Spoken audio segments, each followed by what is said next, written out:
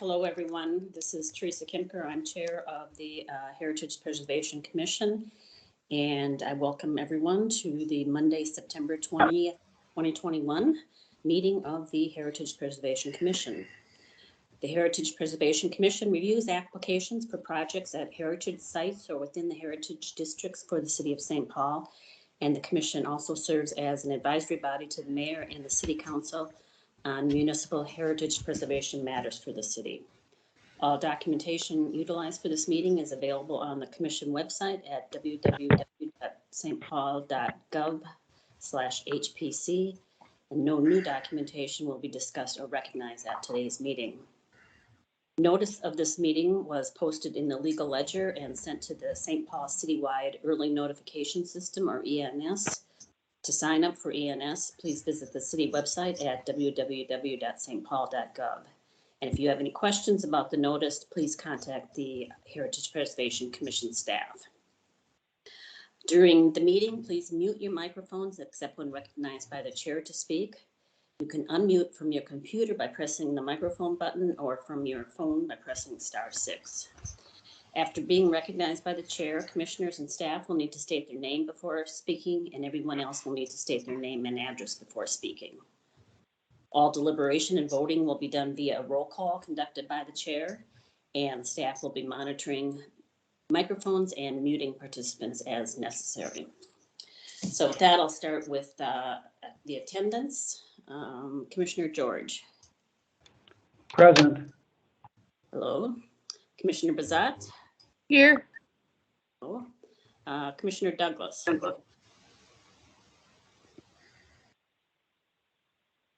To Commissioner Lupke. Commissioner Wagner. Commissioner Peroka. Here. Thank you. Commissioner Nelson. I'm here. Commissioner McDonald. Here. Hello. And we have a new commissioner today, Commissioner Ethan Austin. I think you are on the line with us. Yep, I'm here.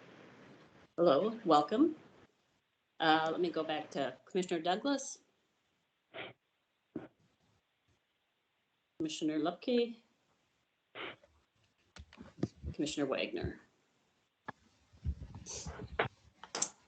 Okay, well, our first order of business today is to swear in the new commissioner, Mr. Austin, which will be the city clerk, Ms. Moore, will be delivering the oath of office. All right. If I could have you, if you have access to a camera, if you please turn it on. If you don't, that's okay too. But I will have you raise your right hand and repeat after me. I state your name. I, Ethan Austin, Do solemnly swear do solemnly swear to support the constitutions to support the constitutions of the United States of the United States and of the state of Minnesota, and of the state of Minnesota, and to discharge faithfully and to discharge faithfully the duties devolving upon me the duties devolving upon me as a member of the Heritage Preservation Commission as a member of the Heritage Preservation Commission of the city of St. Paul, of the city of St. Paul, to the best of my judgment and ability. to the best of my judgment and ability. Congratulations. Thank you, Ms. Moore, and welcome, Commissioner Austin. So then we're on to the agenda. Do I have a motion for adoption of our agenda today? This is Commissioner George. So moved. Thank you. And a second on that, please. This is Nelson. I second. Thank you. Any opposition to the adoption of the agenda? Hearing none, the agenda is adopted. Are there any conflicts of interest today? Hearing none. Then we have minutes from our August 23rd, or is it from just from the listening session? I guess we have minutes from August 23rd, right? Are there any major edits needed on the submitted minutes?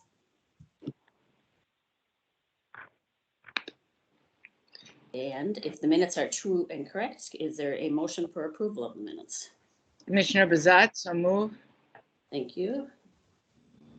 And a second on that, please. This is Commissioner Peroutka. I second. Thank you. And any opposition to the motion for approval of the minutes? If not, our minutes are accepted.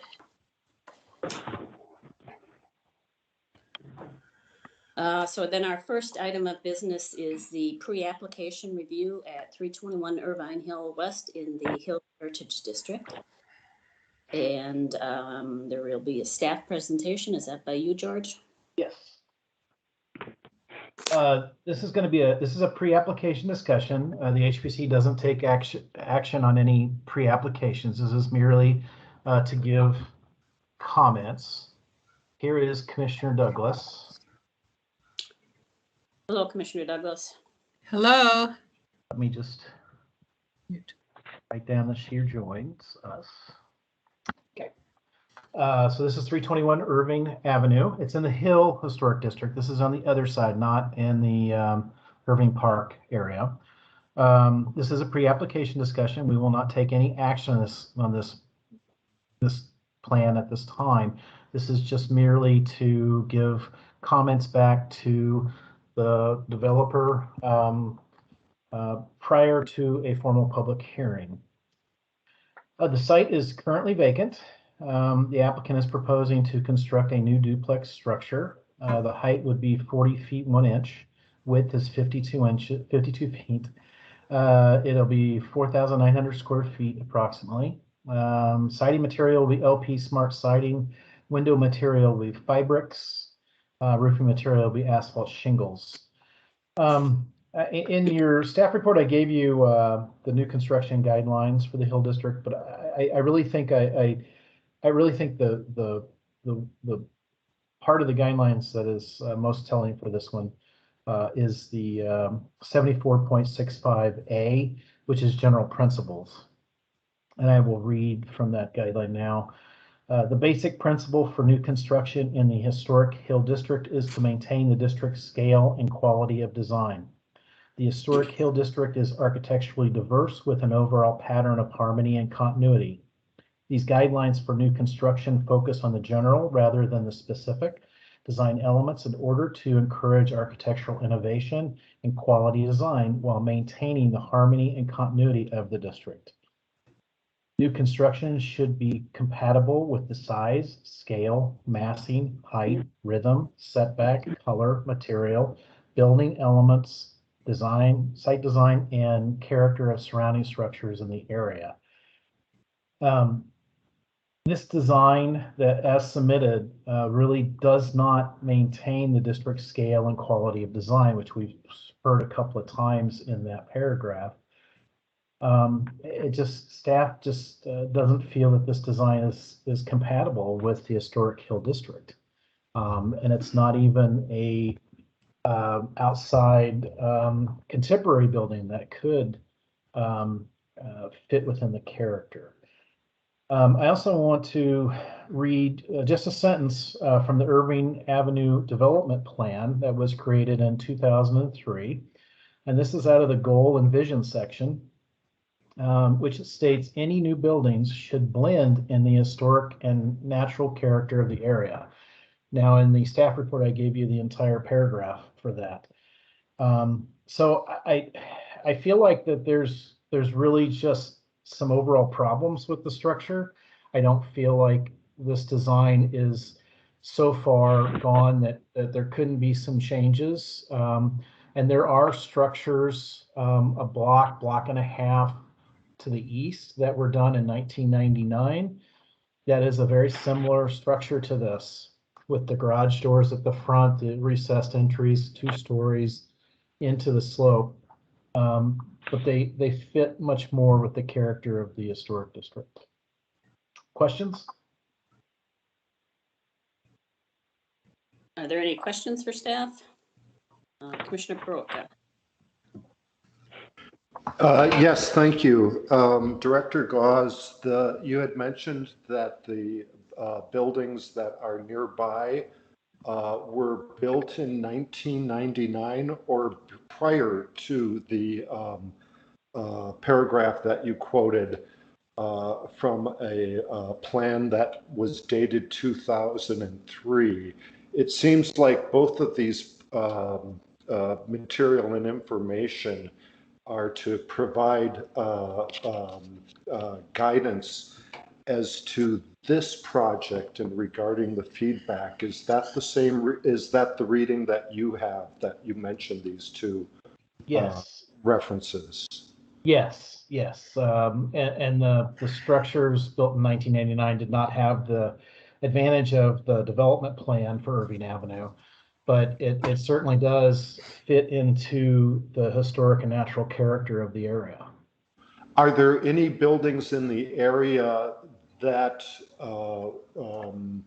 that you noticed? When I looked around, I saw similar to what you just presented, but that do not fit in, that might be a precedent or an outlier regarding these two references. The references of the built structure and then the plan. Well, every district has its share of non-contributing structures. And in this area, there is a couple across Irving Avenue in the lower level there. But for the most part, it's actually kind of a hidden gem of the Hill Historic District. It's a very nice shaded, very small street that is unusual for Minnesota. It almost feels like a rural community with little historic structures on it. So, and I believe that's when I wasn't here in 2003 when the development plan was created, but I believe that's what the point of the development plan was, that to try to blend into that not only the historic character but the natural character of the area as well. So, thank you. Commissioner Bizat, did you have questions for staff? I did. Did I miss a site plan with this set of drawings? I saw one of the elevations showed a slope, but I didn't actually find a site plan. yeah, for a pre-app like this, we just really require just a design of the building so we can give some basic feedback. Okay. Yeah. Thank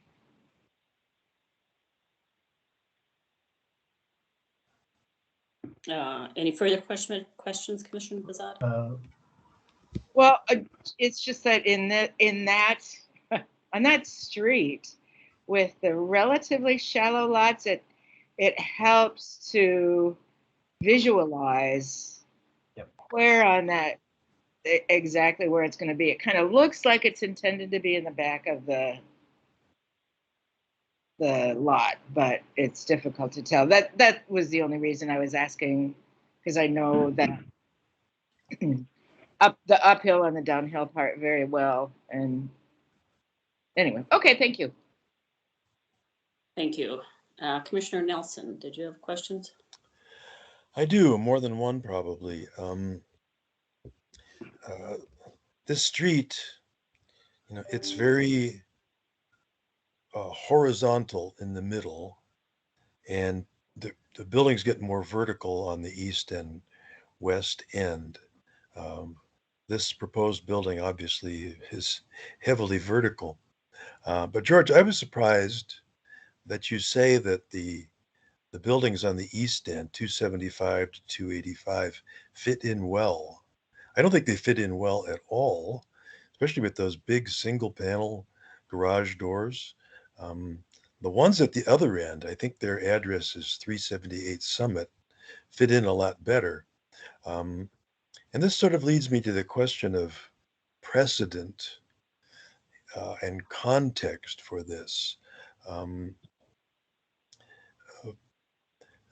To me, those the ones at 275, 285, as I say, don't fit in well, and neither does, from the information that we have, this one that's proposed. On the other hand, and I want to ask about the one that's right next door at 333, that must have come before the commission. Do you remember that, and what can you tell us about it? I couldn't find a build date on that one, so I'm not sure. I can. Zillow says it was 2014, I think. Well, I can research that when the public hearing happens. We can do a study of all the properties on the street, and try to find some plans for those. Can I just ask you one more question about the context? One context is the entire district. Another context is just this street. And if you look at just this street, again, to my way of thinking, it's already a bit degraded by what went in down at 275. So when we think about context, do we think about it? Well, I don't know. Let me say, when we think about precedent, I would say the precedent down at the East End is a bad one, and we should never allow that to happen again. Or another way of looking at it is, look, this street is already, it's not a rural and so much quirky street as it used to be, because you have those very ordinary 6 townhouses down at the East End. How should we think about precedent? Well, precedent is very difficult for historic preservation, because what's happening at the East End is different than what's happening in the middle or happening at the West End of this property. Every situation is going to be a little different and a little unique to its setting and what's happening around it. So we tend to not want to get too deep into precedent and use that as something to hide behind or be a crutch, but we'd rather look at our guidelines, which talk about, new construction should be compatible with the size, scale, massing, things like that. So when I look at the houses at the East End, I feel like those, they're not perfect. I mean, they're not fantastic, but there's 2 things about those properties. They fit into the context of the area, the size, the roof shape, the materials. There's nothing out of the ordinary happening with that. Yes, there's modern windows. Yes, there's the garage doors are large, things like that. So it's very easy for us to tell that this is a modern structure. So, I mean, that's when something new comes into an historic district, we want to be able to tell the story with it. We want it to fit in, but we don't want it to be so ye oldie that it tells a story that's different than what we should be telling. So we never want a situation where someone walks down the street and they pass historic properties and new properties and they can't tell the difference between the 2. Okay, that's very helpful. Thank you.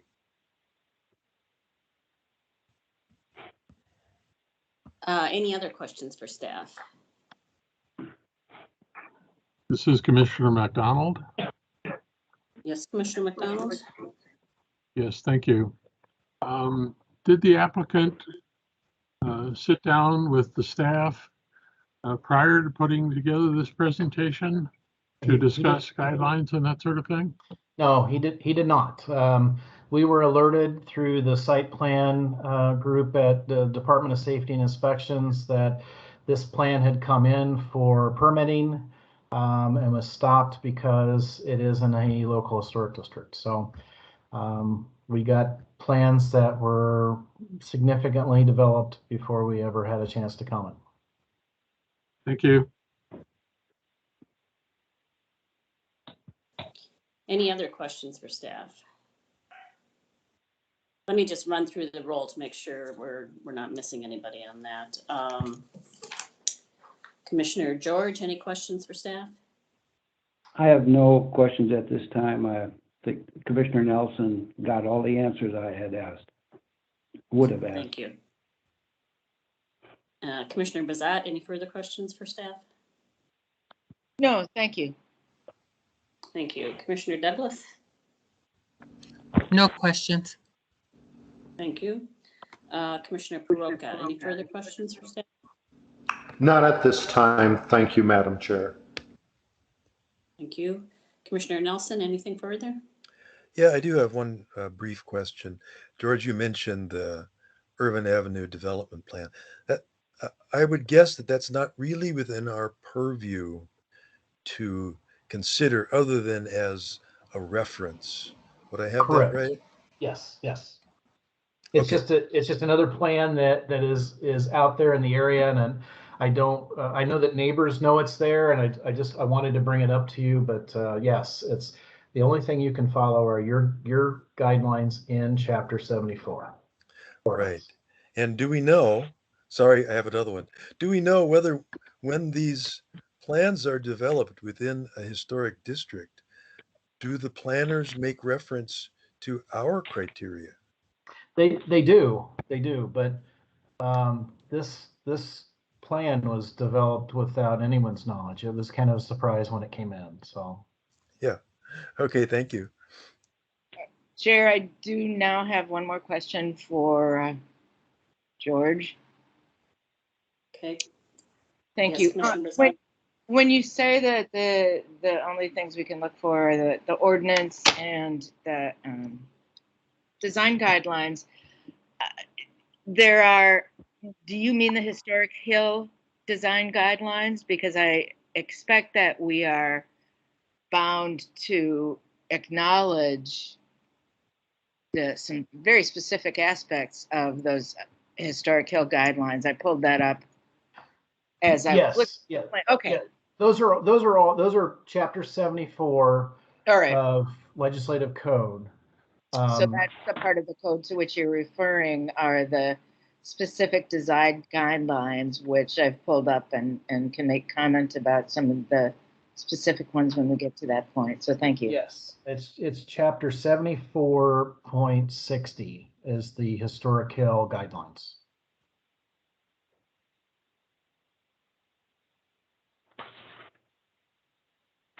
Commissioner McDonald, any further questions for? No Yeah. further questions. And Commissioner Ostin, any questions for staff on this? No, I think my questions were answered mostly by Commissioner Nelson's questions. Thank you. So just one last time, any further questions for staff? If none, is the applicant here to present his application to the commission? Or is there somebody for the applicant here?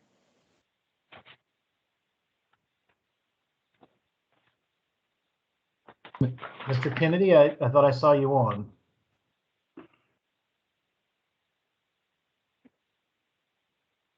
Once again, is there anybody here from the applicant to discuss this application with the commissioners?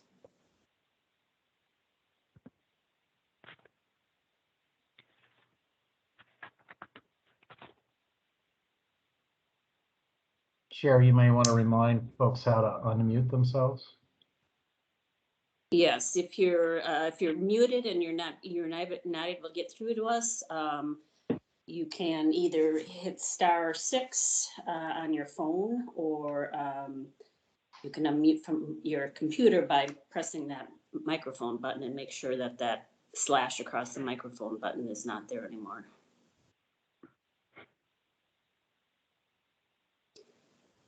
So with that, is there somebody here who wishes to speak on behalf of this application from the applicant? Chair, Mr. Kennedy was on when we began the meeting. I don't see him in the meeting now, though. So I'm not sure if he's having some difficulties or has left the meeting. I'm not sure.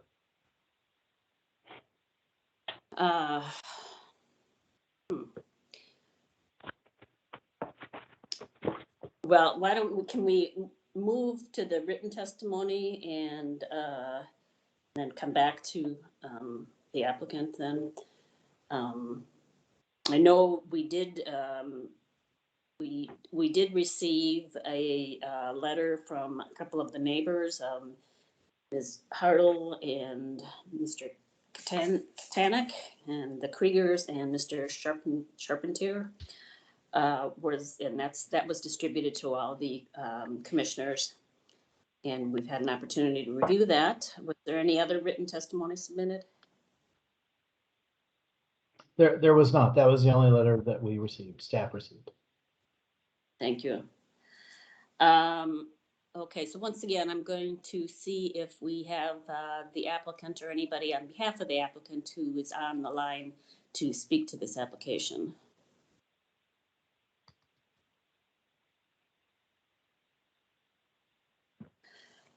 Okay, if not, I guess we will just move to the discussion of this application among the commissioners. Chair, there may be members of the public that may want to speak. Oh, that's right. I'm sorry. You're right. Yep. I'm sorry. I skipped over that. Are there any members of the public who are on the line here who wish to speak to this application?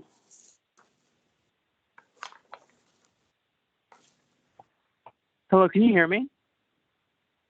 Yes. Hi, my name is Trevor Young. I'm a current resident. I live across the street from where this application is being applied for. I'm just curious, what is the process? I understand that we're talking about this from the historical preservation standpoint today. Just curious what the process is for this application, and if there's a link that explains it better for me to follow on the website to not take up the group's time today. I'm happy to follow that if someone can share that link with me. The process for the HPC or the process for permitting? I guess I'm a new resident and this is all new to me. So the overall process from plan initiation to approval to building is this something that if approved would start this year, or is this a 2022 project? Just curious what that overall timeline would look like. If you want to contact me after the meeting, that would be fine. You can find my contact info at stpaul.gov/HPC. Great. Be happy to talk to you. Thanks. Thank you very much. Thank you. Are there any other members of the public who are on the line who wish to speak to this pre-application?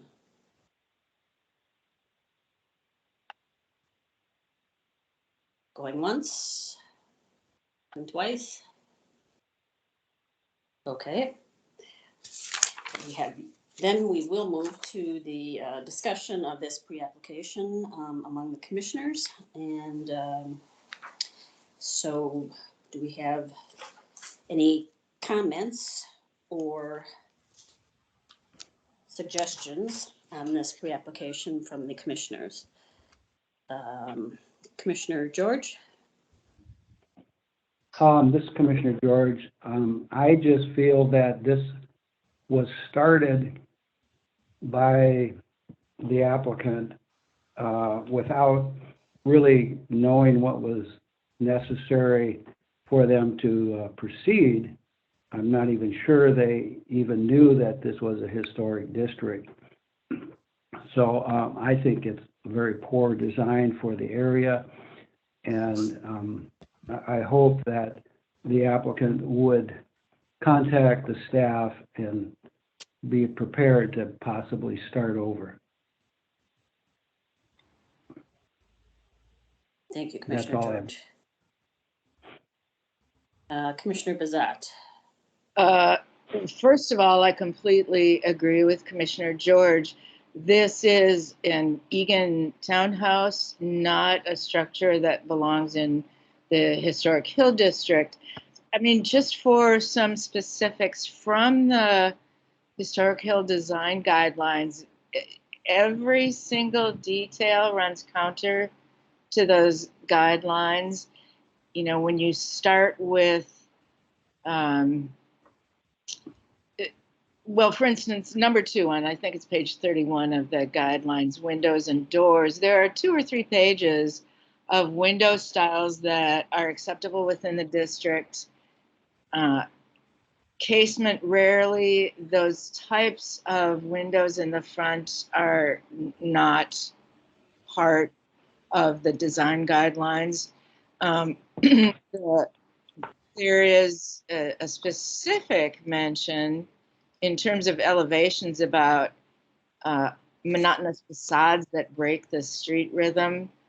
This does not read. Even it is possible to design duplexes without having that massive facade, and the placement and size of the windows is again not part of the Historic Hill District design guidelines. As well, okay, let me go back. I want to pull up the plans to see. Yeah, they aren't quite picture windows, but those, I mean, there's an absolute no in the design guidelines. And so the elevation doesn't read as anything that's compatible. And I want to sort of say out loud the fact that the commission does not recommend to folks that you copy an historic structure, that you pick and choose bits and pieces of historic structures just to make it fit the guidelines. It's an overall design concept that blends, it can certainly blend contemporary design that complements, with an E, C-O-M-P-L-E, complements the historic guidelines and forms a unified whole that fits into the district. And pretty much every aspect of this structure doesn't. So to me, this is something, I'm hopeful, as Commissioner George mentioned, that without the without the consultation with staff and sort of doing this in a bit of a vacuum, one would hope that the designer and the developer can literally go back to the drawing board and create a structure that will fit that vacant lot very nicely.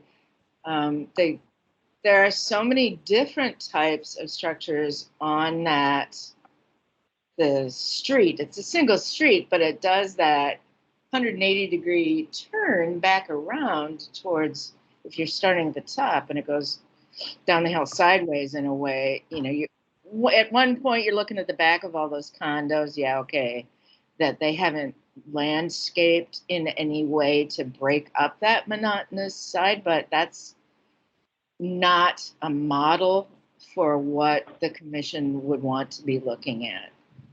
So I think this needs to start from scratch. Thank you.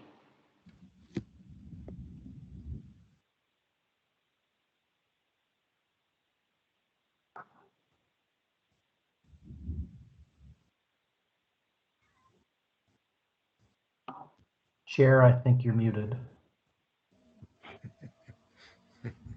I'm sorry, you're right, I was. And Commissioner Peroka, did you have some questions or some comments on this application, this pre-application? Yes, thank you. My comments are that this structure as presented today, I don't want to be overly critical. As Director Gauze said, there is plenty of room to work with this applicant, and that the entire structure does not lack merit. However, it does not tell a story. It doesn't support the district. It is not compatible. It interrupts the harmony and the continuity of the historic district and the micro space in the historic district. There are surrounding examples of directions that the applicant could go to for a bit of a more informed approach. And I would encourage the applicant to meet with staff to see how these objectives of harmony in a historic district can be met. Something will be built in this spot. I just hope that these comments are helpful and constructive. Thank you, Madam Chair. Thank you, Commissioner Peroka. Commissioner McDonald, did you have some thoughts? Well, there seems to be two camps on the commission, one wanting to be a little less rude than the other. My inclination is to, I camp out with the rude folks. I don't think this has much redemptive quality, and I agree with Commissioner George that they should probably start over. Thank you, Commissioner McDonald. Commissioner Nelson, did you have some thoughts? Now it's going to start getting repetitive. I would certainly urge the applicant, I hope the applicant listens to or gets a summary of these comments, to take a look at the house next door. It's new. It's on the same, very similar landscape. It's very vertical also, but it's stepped back in tiers. And that really, really reduces what would otherwise be a kind of jarring thing to see a very tall building on that street. It is a site, I think, that, as Commissioner Perotka said, will be built on. It just requires more imagination than I think we see here. It is difficult, I think, to tell from just these drawings what this building would look like. And I wonder, George, maybe you could think about this, because what we're really, our task is not only to look at the building, but to look at the context. And it would be helpful, even at pre-applications, I think, to ask the applicant to show, to the extent possible in the early stages of things, how the proposed building fits the context of the area. We just get none of that with the drawings that we have. That's all I have to say, except Commissioner Austin, welcome. Austin, I at least had no idea you were joining us, so welcome aboard. That's all. Thank you, Commissioner Nelson. And Commissioner Austin, did you have some thoughts on this pre-application? Yes, thank you, and thank you, Commissioner Nelson, for your welcome. I agree with a lot of what's been said. I don't think this meets the design guidelines for the district as it is currently presented, but I do hope that there is a version of this that can come back that we could look at with more a warmer embrace, I would say, than this. This is not the most complete street in the Hill District, and I would agree with, I think, Commissioner Nelson earlier that the building on the street do look a lot like this in some ways. And so I just hope that the applicant can work with staff, and likewise staff can work with the applicant to bring back something that we can all be proud of. Thank you, Commissioner Austin. Let's see, Commissioner Peroka, your hand is still up. Did you still have further thoughts or comments? No, thank you, Madam Chair. Thank you. Commissioner McDonald, did you have further thoughts or comments? Nothing further, thank you. Thank you. And Commissioner Nelson, your hand is also up. Did you have further comments? Sorry, you can't tell from the screen here that my hand is still up. Oh. No, nothing more. Okay, let me just run through the roll one more time just to make sure we haven't missed anybody here. Commissioner George, anything further? I have nothing further. Thank you. Thank you. Commissioner Bizat? Surprisingly, and from my last day on the commission, I have nothing further as far as I know. Okay, thank you. Commissioner Douglas, anything you want to add? Actually, no, I agree with the other commissioners and their observations of this project. So, no. Okay, thank you. Commissioner Ostin, anything further from you? Nothing further. Thank you. Commissioner, and we already, okay, I think that takes care of everybody. All right, well, those comments and thoughts will be summarized and shared with the applicant and hopefully been taken into consideration when we move towards the final application. And with that, we move on to our next item of business, which is the CLG comment on the B-Line bus rapid transit stations. And That's me. Yep. So in April 2014, the Planning Commission initiated a planning and zoning study for station areas. The HPC commented at that time. They had 3 things that they wanted to consider and whenever this would be done. 1, confirm that work should conform to the program for preservation for an area. 2, buildings with historic character be preserved. And 3, avoid impacts to locally designated historic districts and buildings in choosing alignments. Metro Transit is proposing the B-Line bus rapid transit project along Lake Street, Marshall Avenue, and Selby Avenue. BRT is a package of transit enhancements that adds up to faster trips and improved experience for riders on Metro, one of Metro's busiest bus routes.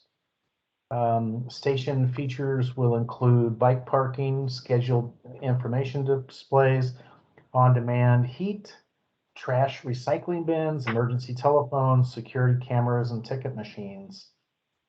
Metro Transit initiated the consulting process under the regulations for Section 106 of the National Historic Preservation Act, so that the HPC has asked to be a consulting party on these, and we may comment on the determination effect, if any, the project will have on locally, state, or national historic districts or individual sites. For this discussion, we really are just focusing on the proposed station areas. There are 6 proposed stations that will be within historic districts or adjacent to heritage sites. Some of these stations you have seen before. Seems like we've had several BRT projects through in the last 6 months. So station areas will include street and sidewalk work to maintain pedestrian sidewalk space and areas for buses to pull in from traffic lanes. Stations may utilize existing parking spaces. Stations will also utilize the standard Metro Transit design found around the Twin Cities.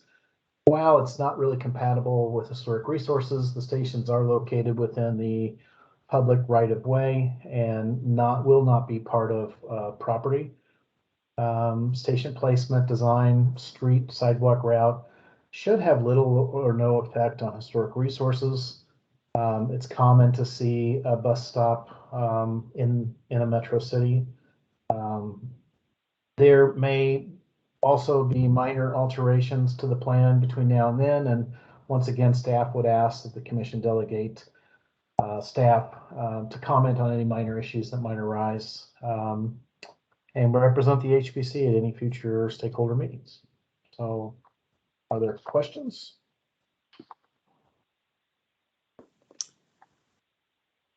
Questions for staff. Commissioner Bizat? Yes, will there be someone from, Yes. someone to present? Yes. Great, thanks. Never mind then. Commissioner Perilka, did you have questions for staff? I had the same question that Commissioner Bizat had, if there would be a representative to answer questions about this proposed line. Okay, thank you. Commissioner McDonald, did you have questions for staff? No questions at the moment, thank you. Thank you. Commissioner Bizat, do you have a question for staff now? Or Did I forget to? just Yeah, sorry. okay. Let me just go through the roll then, make sure we're not missing anybody. Commissioner George, any questions for staff? None at this time. Thank you. Thank you. Commissioner Bizat. Nothing further. Thank you. Commissioner Douglas. Yes, I have a question. I don't know if you can answer this or if perhaps it is on this plan and I just don't see it, but is there a rail that would be proposed with the new transportation, or are they individual units? I'm just wondering. I'm sorry, is there a what? Is there? A rail, like the light rail. No, this will be bus rapid transit. So this would just be a bus line that has I guess it's minimal stops. Perhaps the presenters can explain that a little better. Yeah, like the A line on Snelling. Right. Snelling. Oh, okay. And are they going to widen the streets or no? I don't believe the street is going to be affected. I see. That's all. Thank you. Thank you, Commissioner Douglas. Commissioner Austin, did you have any questions for staff on this application, this review? No questions. Thank you. Commissioner Peroka, anything further? Yeah, I guess I do have one quick question. George, is the B line proposed to replace the 21 route? I don't believe so. Okay, so That's a question for folks from Met Council. Okay, thank you. I would assume not. Gold Line and Rush Line didn't replace any lines that I know of. Thank you. Commissioner McDonald, any questions for staff? Nothing further, thanks. Thank you. Commissioner Nelson? No, I think the staff report makes perfect sense, so I have no questions. Okay, thank you. Then there being no further questions for staff. Oh, Commissioner Douglas, you have your hand up there. Do you have another question? I do have my hand up. I don't know if it's a question, but I was in on that listening session, and I remember hearing the community people suggesting things. And I remember one lady said that she thought, why are these transit things always proposed to go down certain streets? And, there are a lot of other streets that they could run down. And I guess I was just thinking about before they put the light rail on University, my mother said they should run it down Summit Avenue. And, and there's Gaultier, and there's a lot of different streets that the transportation could run down. And, that Selby Avenue and Marshall, they are residential districts too, and I'm sure it will disrupt the neighbors, the people, the homeowners that live on those streets. So I just wanted to make that comment. Thank you. Thank you, Commissioner Douglas. There's no other questions from the commissioners for staff. We'll move on to the applicant presentation. And I assume there's somebody here on behalf of the applicant to present their PowerPoint.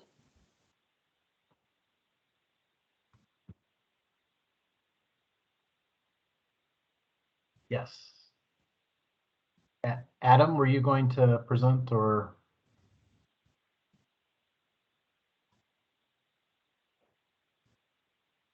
Unmute. If you try *9, Adam.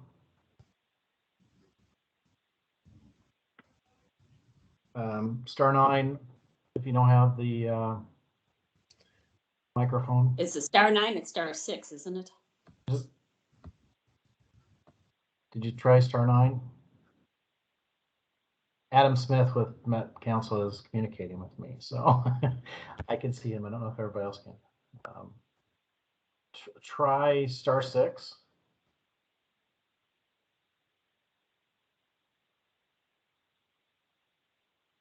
To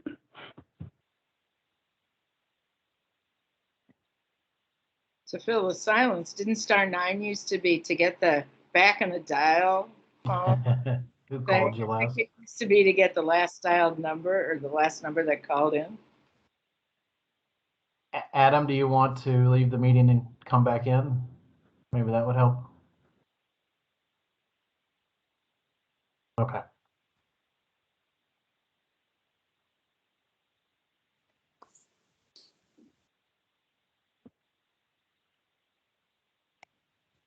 Hi, this is Erin. I'm presenting with Adam. I wanted to just check that my unmuting worked.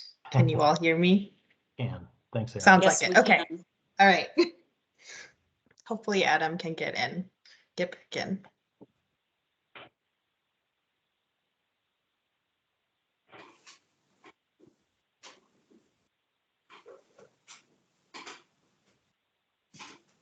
Ah, technology. Yeah, you know, a year and a half into this, we're still having issues. Well, Microsoft Teams is a little unfriendly to phones if somebody's on a phone. If you've got the computer, you can see where your hand is raised, and it's much easier to follow. All right, how about now? We can hear you. Great. Excellent. Yes, we can. Apologies for that. All right, let me problem. just go ahead and get my slides back up here. All right. Can folks see my screen all right? Can't. No. Hmm. There we go. Oh, Nope, we had it. there you go. How about now? Good? Yes, Okay. yep, it's good. Great, we'll get there. All right, thanks so much for the opportunity to present this afternoon.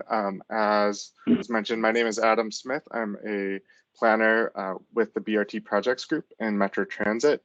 And today I will be joined by Erin. Go ahead and introduce yourself. I'm not sure if you did already or not, but I just tested that I could unmute. So hi everyone. I'm Erin Kay. I'm an architectural historian at 106 Group. great, thank you, Erin.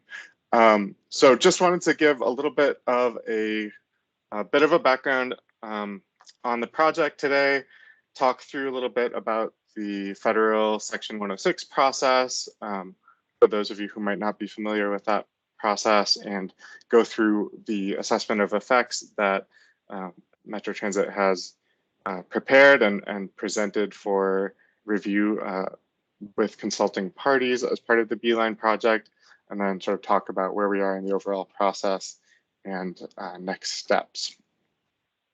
So the Beeline Bus Rapid Transit project does represent substantial replacement of the Route 21, which is the region's second highest ridership bus route, but traditionally has been one of the slowest in terms of in-service speed. So we are, I know there was a question earlier about whether it would replace 21. So there are portions of the corridor where local service would be retained, a section in Minneapolis and then a portion in St. Paul between Selby and Hamlin and John Ireland and Marshall. And happy to sort of provide some more details on that if folks are interested, but based on our plans to date, that's sort of where the service mix is that we are assuming as part of this project. So there would be 33 stations overall across both the Minneapolis and St. Paul portions of the project. And as George mentioned, some of these stations are coordinated with other projects, including Metro Gold Line, most notably in downtown and lower town St. Paul. So essentially the Beeline buses would use stations that are being designed and will be constructed as part of the Gold Line project. So we can talk through that a little bit more later, but just to kind of give the overview of what is being considered as part of this project. The B line is fully funded at this point, and so we are targeting opening in 2024 based on where we are now in terms of our planning efforts to date. To provide a little bit of an overview of what the stations would look like, for arterial BRT projects, it's a little bit different. If you're familiar with Gold Line or Rush Line, now called the Purple Line, these stations are a bit more standardized and a bit more, I'd say, sort of lower impact, a bit smaller generally. So standardized platforms that include pylon with real-time information on them, enhanced shelters that include heat, light, security features. In some cases, platforms are built on curb extensions to provide more space to waiting transit users. And then, some of the other amenities and features that George mentioned, pre-boarding fare equipment. So if folks are familiar with the A line or similar to light rail, you pay before getting on the bus with this project. Trash and recycling containers, benches, railings, bike parking, and then, depending on the context, pedestrian scale, light fixtures. One thing that I will note is that going forward in arterial BRT, our shelters are going to be using clear glass rather than this frit glass design that is shown in this photo. So just wanted to make that clear, mention that. In terms of what the project is really consisted mostly of its stations, but in terms of the other features, in Minneapolis, it'll include an operator restroom facility at the westernmost part of the corridor, specialized buses that will be running along the corridor, frequent service. One of the big improvements is really just the service frequency that projects like this bring, bus priority treatments to help meet some of those speed and reliability goals for the project, keep buses moving at stoplights and in other places where they typically encounter congestion. And then certainly there's, when we think about effects of a project like this, there's the short-term effects that come along with construction of the stations, as well as in some cases parking changes, particularly where those curb extension stations are proposed and places that are currently used for on-street parking may be converted to be used for these platforms. So just to give sort of an overhead view of what these typically look like, about 60 feet in length, about 11.5 feet in width, which doesn't include sort of this through zone sidewalk area. So really looking to provide enough room for waiting transit users, for meeting Americans with Disabilities Act requirements, and then certainly looking obviously at the length of the buses. So these are the 60-foot long articulated buses that would be used for the B line, like other arterial BRT projects. I mentioned that the stations are relatively standardized. The place where there is some variation amongst the stations is really when it comes to the shelter size. And these vary from sort of typically small, medium, and large. Most of the locations in the St. Paul portion of the corridor are the small shelter size.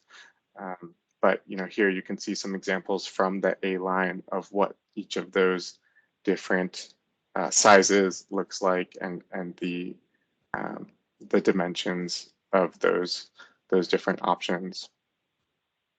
In terms of the pylon and the dimensions of that, just over 12 feet in height and just over a foot in width, sort of for the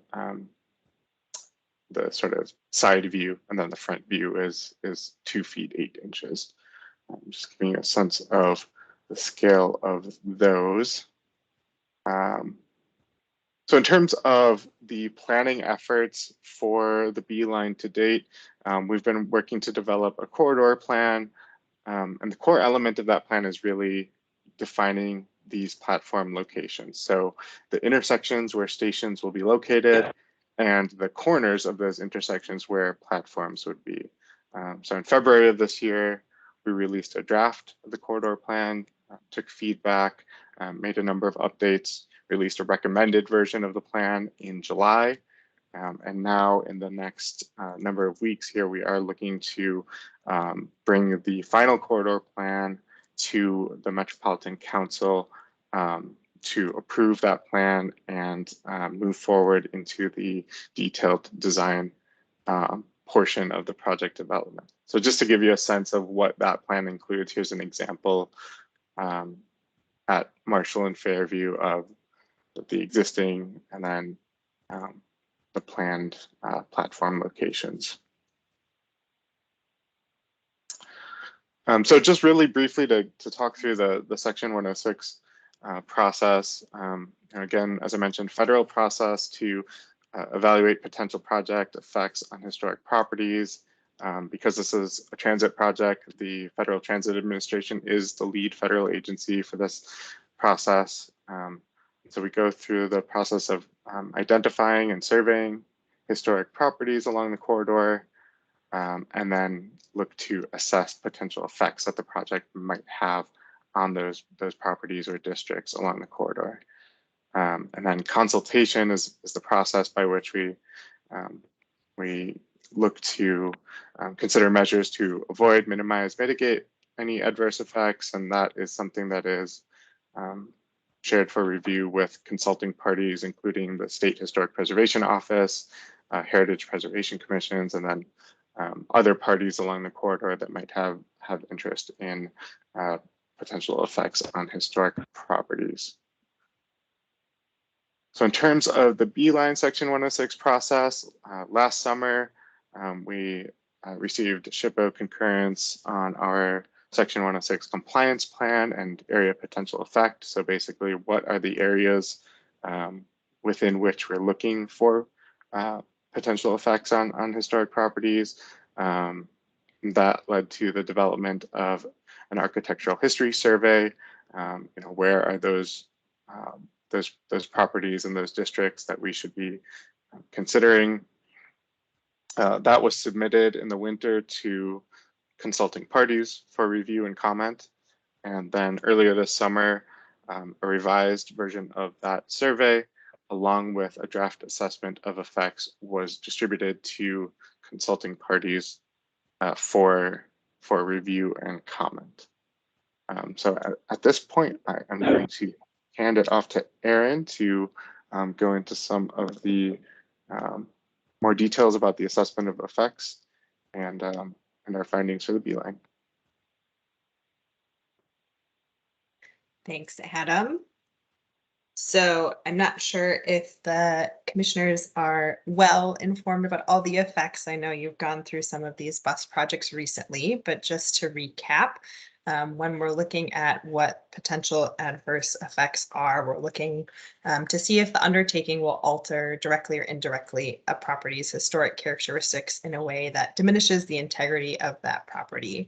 So that might be physical destruction or alterations to the property, especially alterations that might not be consistent with the Secretary of the Interior standards, removal of a property as a result of the project, changing the property's use, introducing visual, atmospheric, or audible elements that might impact that property, neglect of a property, causing it to deteriorate, or the transfer, lease, or sale of that property without consideration to preservation. So when we're thinking about a rapid bus project, we do not have any physical destruction to individual properties. In the case of a historic district, even though the stations will be in the right of way, constructing that station would fall likely within the boundary of a historic district, but it is not generally impacting kind of the character defining features of that historic district. And there are still no plans to destroy any buildings that are associated with those districts. And then aside from that, the main effect that we were looking at for this project is the introduction of visual noise and vibration effects. And when we looked at the noise sensitivity of the different types of buildings, we found that noise impacts were really negligible, if at all. And that would just be noise associated with the bus running along the corridor, stopping and starting at a station. And then similarly, any vibration would be negligible. So really the main effect we're looking for is how does construction of a station within the vicinity of historic property impact that historic property?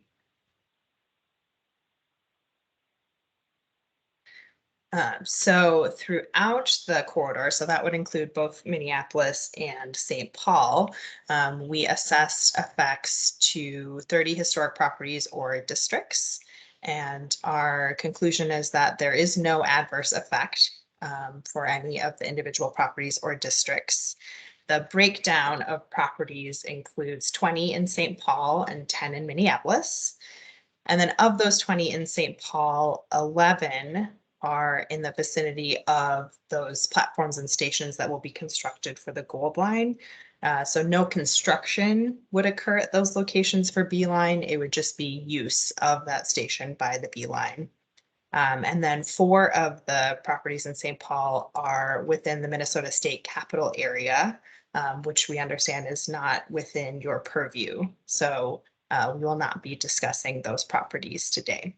And so we just have a handful of slides that go into the specific historic properties related to your purview that for which we assessed effects. So starting from west to east, the first property is the Charles Thompson Memorial Hall at the southwest corner of Marshall and Fairview.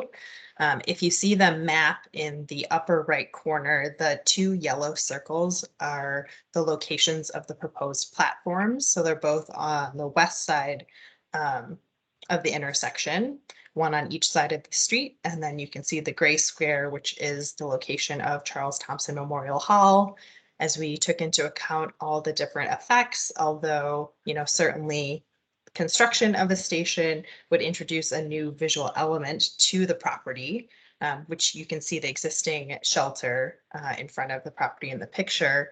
Our conclusion was that overall the B-Line would not result in an adverse effect to this historic property or diminish its ability to convey its historical significance. And here's an alternate view of the existing conditions, and then the kind of the yellow hatch marks show where the pylon would be on the left, and then how the new shelter would compare to the existing shelter.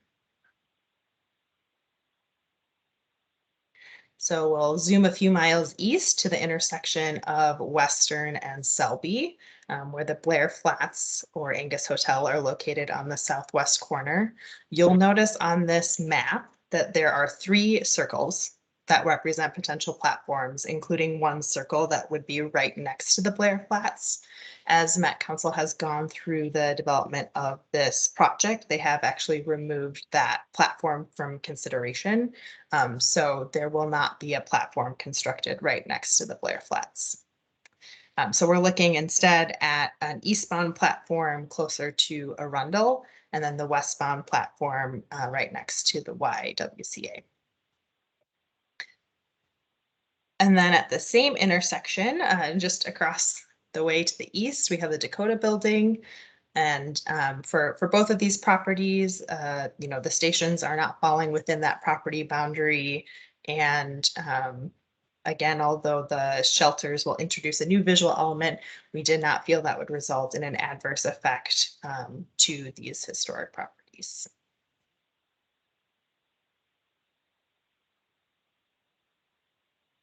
And then, of course, both of those properties also fall within the Historic Hill District, which is significantly larger than the proposed station. The Hill District overlaps the B-Line corridor at the Western and Selby intersection, and then the John Ireland and Marshall intersection. It's very close there.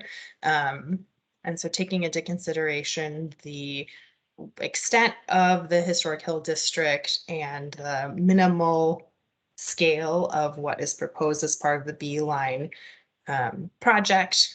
Our conclusion was that the construction of the shelters at these stations would not result in an adverse effect to the entire district or impact its ability to convey its significance. And then we have skipped past the lower town buildings since those are to be constructed. The stations that are proposed for construction as part of Gold Line. But for Union Depot, the situation is a little bit different. The Purple Line or former Rush Line is likely to construct the BRT ready station.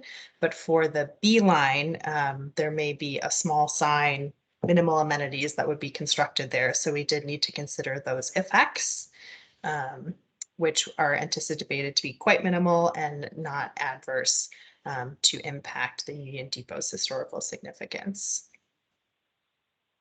I think here's the street view mock-up of what that would look like. Again, the yellow dash boxes reflect where those amenities would be constructed, which is already within the existing transit turnaround area. And as we've mentioned, the B Line will share the route with Gold Line in downtown St. Paul. And so we didn't ignore effects completely, but we did take a look at what the cumulative effects of these transit projects would be and how and whether or not the B Line would result in an adverse effect by adding this project on top of the other transit projects. So really what we're looking at there is how will operation of the B Line impact traffic, and would there be any significant increase of noise of the B Line buses stopping at these stations? Certainly there will be an increase of bus traffic per hour by having the Gold Line and B Line operating together, but it is not considered to be an adverse effect to the historic properties in Lower Town and downtown St. Paul. And therefore, for Gold Line, the FTA has determined no adverse effect, and our conclusion is that the B Line will also not result in adverse cumulative effects by using the stations in downtown St. Paul.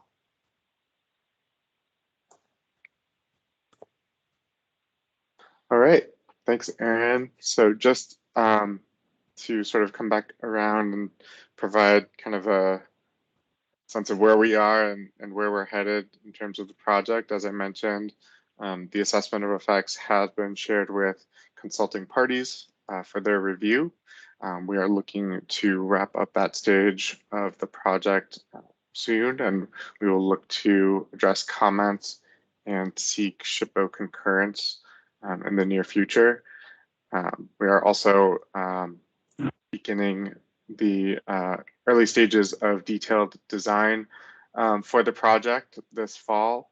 That is scheduled to go into late 2022. As part of that process, there'll be continued regular agency coordination with both the city of St. Paul and Ramsey County, along with others along the corridor, and continued communication with station neighbors and the public. So those who are property owners who live, work, and use transit along the corridor throughout that process. And then we would look to begin construction in 2023. And as I mentioned, look to complete that in 2024 for a 2024 year of opening. So with that, we are happy to take questions from the group. Thank you. So do we have questions for the applicant from the commissioners? Commissioner Peroka.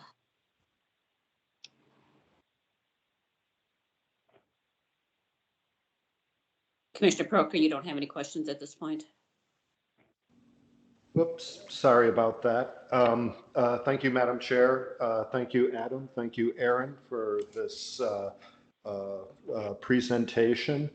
I myself am not only a member of the commission, I'm also a user of public transportation and Route 21. I'm glad that it's being upgraded and that it's having rapid transit, because right now the 21 and throughout its history has not been rapid. It takes less time to fly to Chicago than it does to get to Uptown. I'm glad that these bus stops have some of the same design features as the ones on the Gold Line. But I'm also quite concerned that a fully funded project only has restrooms for public transportation where they already exist at the Uptown site. It is a long, there's many miles between downtown St. Paul and downtown and Uptown. And there's not any place to use the restroom except Uptown. What Commissioner Douglas was saying about residential streets, Selby and Marshall Avenue are residential streets. As we know, with parks and public access, when the public decide to make their own path, it's called a path of desire. That same type of desire can be applied when there's no restrooms, and so there's restrooms of desire. I think that this, for a fully funded project, that there's not more public restrooms on public transportation is a massive oversight. Anyway, those are my comments. Thank you. Thank you, Commissioner Peroka. Did the applicant want to respond to those comments, or I don't know if those were comments or questions or? We can take that comment. Appreciate it, and certainly understand concerns about social issues that occur in and around transit stations. But certainly, there's public restrooms are not currently in the scope of this project. Okay, Commissioner Nelson, did you have some questions for the applicant? I do. More comments than questions. No, these are questions. I wonder if it's thinkable in the little stations to do what some of us suggested for I think it was the Gold Line, some way of conveying a little bit of information to the users that they are, for example, in a historic district. They're at Selby and Western, maybe as simple as a QR code, because we do nothing. The city does nothing to announce to people the existence of historic districts. People are going to be waiting, looking at their phones, something to do. And this would be a great way to give them a little information, some entertainment while they're waiting. And beyond that, let me just say I'm grateful to the planners that you aren't having stations by the Dakota Building and Blair Flats. They would have been pretty jarring there. That's all. Thank you. Thanks, appreciate that. And I think certainly as we get into some of the more detailed design, and identify potential opportunities for some of those enhancements, if there's interest from city partners or others, it's certainly something that we can consider as we're moving through the design process. So appreciate the interest in that. Okay, Commissioner Douglas? Oh, yes, thank you. So I've got a couple of questions. So one of my questions is, what are the safety features? And I understand that speed is the purpose of this. So what does speed really mean? And that just sounds like an adverse effect to me. because I know when the light rail went down University, and it's just a couple blocks from where I live, and I know well in St. Paul and Minneapolis, although this is not light rail, but if you're talking about speed, a lot of people were killed and maimed when the light rail first came through, and a lot of it had to do with people looking at their phones, but also the signage. There wasn't a lot of signage. And so maybe you can discuss that further. What does speed really mean? I mean, because their streets, are they going to stop at every corner, just fly down the street and then stop it, real fast at the corner? I mean, what does that really mean? Yeah, great question. So, we talk about speed, but in a lot of cases, it's more about travel time improvements and reliability. So those are kind of two sides of the same coin. But what we're not talking about is buses that have a top speed that's higher than what you might see today. The idea is that we are taking away delays so that the overall service is faster. So that means stops are spaced further apart from each other. You're not necessarily stopping on every block to pick up 1 or 2 people. You're stopping, once to pick up 3 or 4 people. As I mentioned, all fare payment occurs outside of the bus. So you're not waiting for people to try to straighten out their dollar, slide it in the slot, all of those kinds of things once they get on the bus. These buses are built with 3 doors. So because it's prepay, you can get on at any door, get off at any door. And so it just moves that process along faster as well.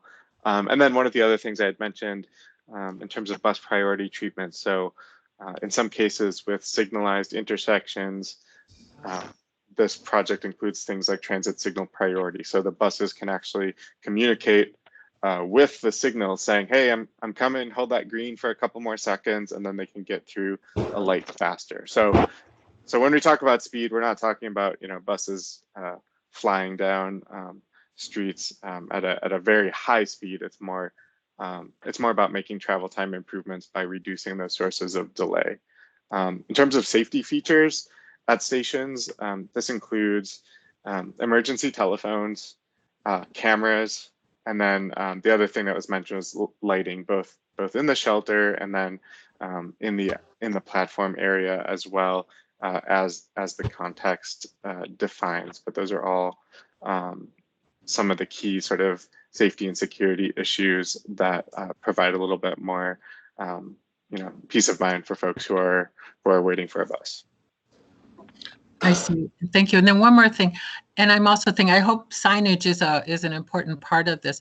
But also, I know I drive up and down Selby Avenue and Selby and Western, and I go to the Y right there, and I know it's very tight just for a car or 2 cars. And so you're saying they're not widening the streets. And are both our buses going to pass each other at the same time? Because I don't think that's really possible. Maybe you could address that. Yeah. So not widening the street. In some cases, we will be building those curb extensions to provide more space for waiting transit users, so that the bus doesn't have to pull out of the lane. It just stops right in that lane. Again, that faster dwell time, so that folks can get on, get off quickly, and the bus can be on its way. But certainly, right of way and space constraints was one of the key things that we've looked at as we've been going through and looking at different platform locations. And that was one of the other really important factors in not recommending that eastbound station at Selby and Western. It is just a very tight space there, and you have that underground area way in front of the building there, and so a number of different factors. But yeah, the space availability is certainly an important one.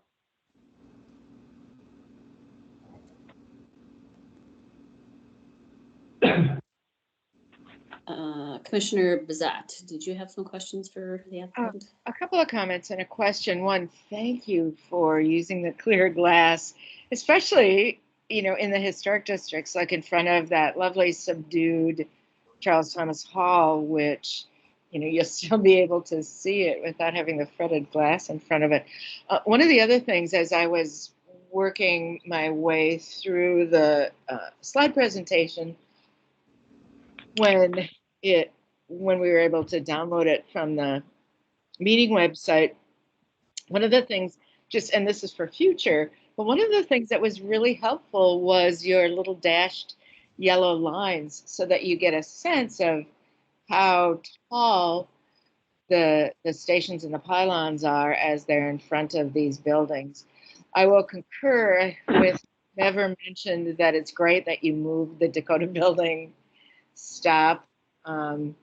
That's a crazy enough corner as it is, and moving it a bit, I think, will make all the difference in the world. And in fact, again, harking back to Commissioner Nelson's comment about the history, sort of way to convey when people are waiting at a stop where there is an historic structure, and the Thompson Hall is on the National Register, and there's a stop right there, but it's such a quiet building that one doesn't know it's on the register. So I would heartily endorse whatever city partners might be interested in pursuing that as just, like even a QRC code to bring up a short history of the buildings, or, Blair Flats, Blair Hotel, the Dakota building, and any of the other stuff.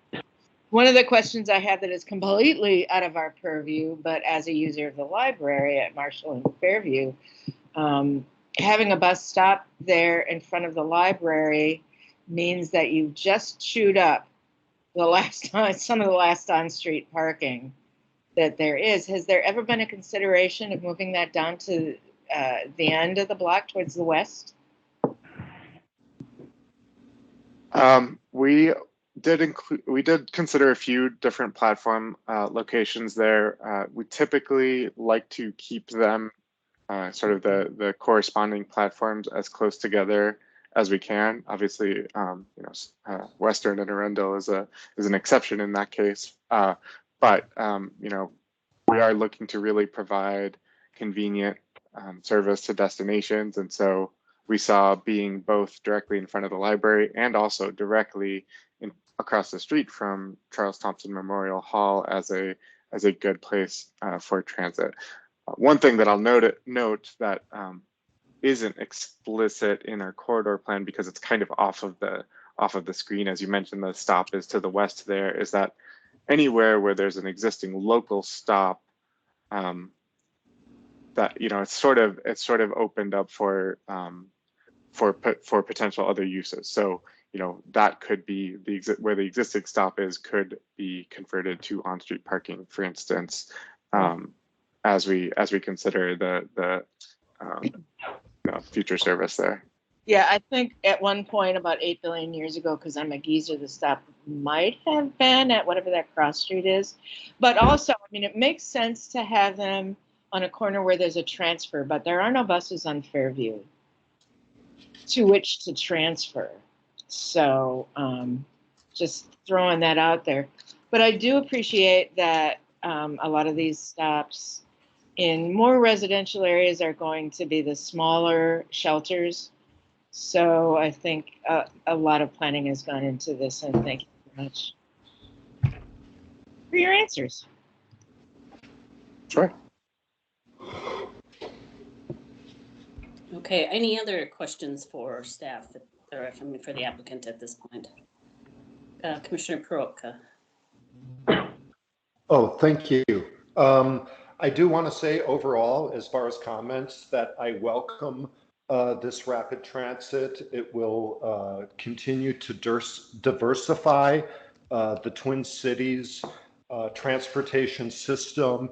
It accommodates bicycles, more bicycles, connects with more bike paths. The public library is a public institution, and so having a stop there does in fact, or continuing the stop there, makes a lot of sense. But overall, this of course was an excellent presentation, and it does show how the Twin Cities are diversifying our transportation system, which will lessen our carbon footprint, and we won't be as reliant on making roads for cars when we have a better way to get to and from uptown and downtown St. Paul. So thank you. Thank you for those comments. Any other questions or comments for the applicant at this point? This is Let me Commissioner just run through McDonald. pardon me? This is Commissioner McDonald. Oh, yes, Commissioner McDonald. I would like to concur with both Commissioners Nelson and Bizat. The designation on the shelters of adjacent attention to historic buildings and districts, I think, is important to the community. And whether or not it's screening on glass or some other method, I think it's important to do so. Also, I concur that the small station sizes is very beneficial. The Memorial Hall is one of our current projects, in fact, and having clear glass there and a smaller station is very beneficial, and I think that's true adjacent to many other historic properties. Thank you very much. Ugh.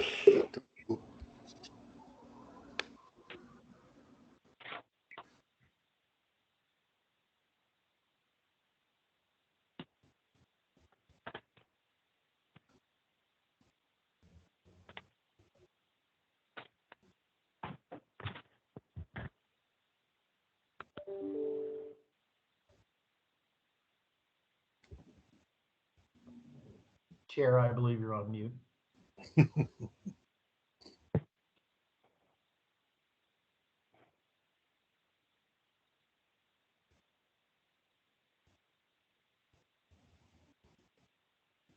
Sorry, it's me that's not with you. Sorry. Commissioner George, did you have any questions or comments for? No, thank you. no, I have none Commissioner at this time. Thank you. Okay, thank you. Commissioner Bizat, anything further? Nothing further, thanks. Thank you. Commissioner Douglas? Nothing further. Thank you.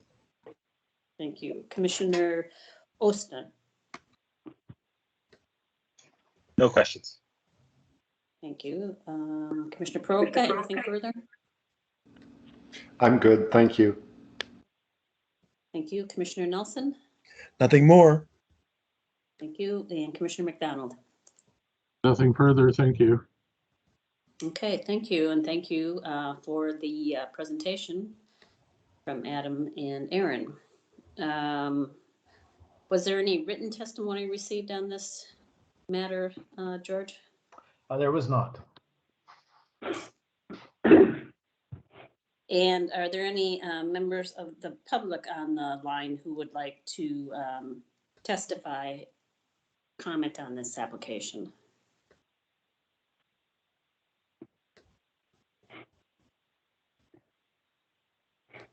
Let me try that one more time just to make sure we're not missing anybody. Are there any members of the public on the line who are here to address this application?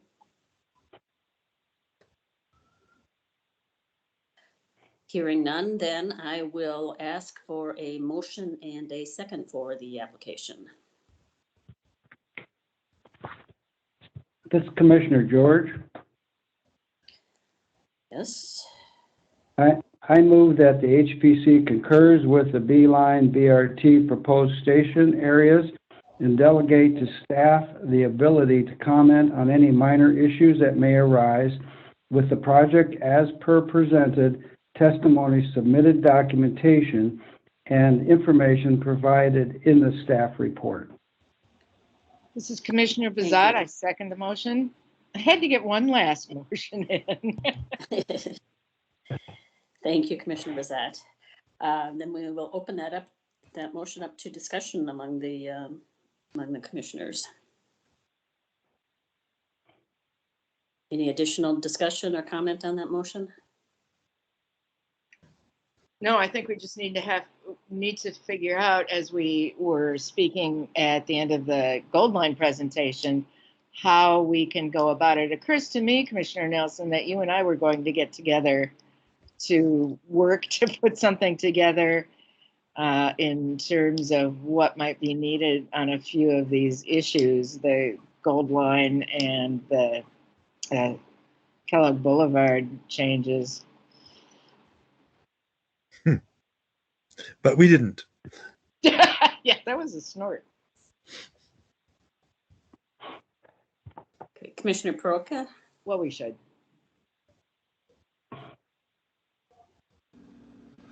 Thank you. Yes, my ideas about the discussion that, yeah, I'm in favor of some type of historic marker or something, but I think there needs to be a lot more people brought into the discussion with what has gone on with the last year and a half with public monuments, public space, that this might be an opportunity to partner with local historic districts.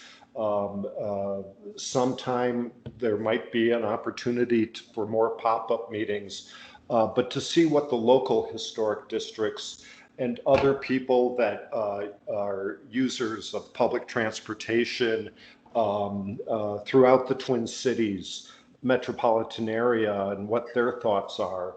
Because certainly, as Commissioner Nelson was saying, while you're waiting at a bus stop, it's an active pause. There's things to do. And maybe finding some type of context or reference to the importance of space is something I support, but it would also be, I think, an opportunity to bring more voices and thoughts into the conversation. Thank you. Thank you. Commissioner Bizat? Did you have further? Commissioner Bizat forgot to lower her hand. Okay. Any further discussion on this motion? Let me just run through the roll one time just to make sure we're not missing anybody. Commissioner George, anything further? Nothing further. Thank you. Thank you. Commissioner Bizat? Nothing further, thanks. Thank you. Commissioner Douglas? No, thank you. Thank you. Commissioner Austin? No, thanks. Thank you. Commissioner Peroutka? I'm good. Thank you. Thank you. Commissioner Nelson? Nothing more. Thank you. And Commissioner McDonald? Nothing further. Okay, thank you. Then we will move to a vote on that application. Commissioner George, how do you vote on the application? I vote yes. Commissioner Bizat? Yes. Commissioner Douglas? Yes. Thank you. Commissioner Austin? Yes. Commissioner Peroutka? Yes. Commissioner Nelson? Yes. And Commissioner McDonald? Yes. Okay, thank you. That motion is passed. And with that, we've come to the last of our business today, except for this one important item. And that is George has a statement to read from the mayor and PED director regarding the final meeting of Commissioners Bizat and Wagner. Yep, this is Commissioner Wagner and Bizat's final meeting. Both are 9 months past their third and final terms to the HPC. On behalf of Mayor Carter and the Department of Metropolitan Development and Economics, did I mess that up? Department of Planning and Economic Development, Director Goodman, and the HPC staff section, we thank both of them immensely for serving the citizens of St. Paul. We appreciate their time, their effort. We hope this was an enriching experience for them. And I want to urge them, something I've been trying to do with the commission is I've always kind of modeled what Nashville would do. Nashville is a very strong commission. They have mayoral candidates and council member candidates come and speak to the Metropolitan Historical Commission. They have a lot of weight in that community. And one of the ways they do it is when folks leave the HPC, they don't merely just leave. They go on and they serve on other boards and commissions in the city, and they're active in the city. And there's kind of this strange little web of influence that the Metropolitan Nashville Historical Commission has in Nashville, and there's no reason why St. Paul can't have something like that as well. So I guess I'll just speak to Barb. I've already spoken to David. He wanted to be at this meeting. He could not make it. But please, there are other openings and other commissions. And, you know, if you have time, I urge you to get out there. Now, Planning Commission meets Fridays at 8 a.m. I don't know if that's kind of an acquired taste. I don't know if everybody likes that, but there are plenty of other boards and commissions. Library has a board. But please do, yes. Please consider. I think I'm going away, George. No, and you shouldn't. So, but thank you, Barb. Thank you for being a great commissioner. I will miss you guys. I would second that too. It's been an educational, interesting, fraught, and frustrating, but overall positive experience. And I really appreciated being on this commission and being able to meet people from all over the city and work with y'all on these topics and learn a lot. Yeah, let me just echo George's comments, Barb, that it's been great having you on the commission. You've been a wealth of knowledge. And maybe if we ever get beyond these pandemic times, we can have another one of our get-togethers with former commissioners. And I absolutely think we need to do that. At some point, we will see each other rather than little circles with initials in them. We will be able to see faces in person. And it will be a delight. Yeah, I look forward to it. And welcome, Ethan, too. I hope you get as much out of this as the rest of us have. Thank you. I definitely look forward to it. Okay. Thanks, Barb. With that, then, I would entertain a motion for adjournment. I move to adjourn. Okay. In a second on that. Do we have a second on the motion for adjournment? I second. George, second. Okay, thank you. We'll say Commissioner Douglas there on that one. Okay, any opposition to the motion to adjourn? I mean, oops. If not, we're in adjournment. See you, Barb. Bye-bye, all.